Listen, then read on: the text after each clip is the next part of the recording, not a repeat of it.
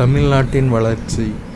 தமிழ்நாடு குறைந்த காலகட்டத்துக்குள் மிக விரைவான வளர்ச்சியை எட்டிய சில மாநிலங்களில் ஒன்று ஆகும். Quicker development. வறுமை, அடிப்படை வசதி, சமத்துவமின்மை போன்ற மிக மோசமான நிலையிலிருந்து மிக வேகமாக தமிழ்நாடு வளர்ச்சி பெற்றிருக்கிறது. Faster growth. தற்காலத்தில் தமிழ்நாடு துணிச்சலான சமூக நலத்திட்டங்களை முன்னெடுத்தது. பிளான்ஸ். அனைத்து பள்ளிகளிலும் மதிய உணவு வழங்கும் திட்டம், சுகாதார மையங்கள், சாலை வசதிகள், பொது போக்குவரத்து, குடிநீர் வசதி, மின் இணைப்பு வழங்கல் போன்ற பல திட்டங்களை குறிப்பிடலாம். பிற மாநிலங்களை விட தமிழ்நாட்டில் இன்று சிறப்பான பொது சேவைகள் உள்ளது.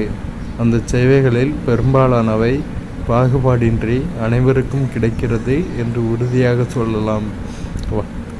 வளர்ச்சி பாதையை பொறுத்தவரை தமிழ்நாடு உள்பட சில மாநிலங்களிடையே பொதுவான ஒற்றுமைகள் காணப்படுகின்றன.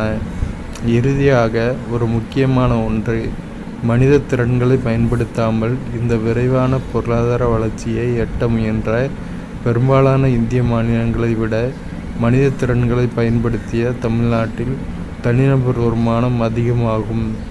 வறுமை நிலையும் பெரும்பாலான மாநிலங்களை விட ஒப்பீட்டளவில் குறைவாகும். பொருளாதார வளர்ச்சியானது சமூக நலத்திட்டங்களை சாத்தியப்படுத்தி பொருளாதார வளர்ச்சியும் மக்கள் ஆதரவும் ஒன்றுக்கொன்று இணக்கமாக செயல்படுவதே முக்கியமான காரணமாகும்.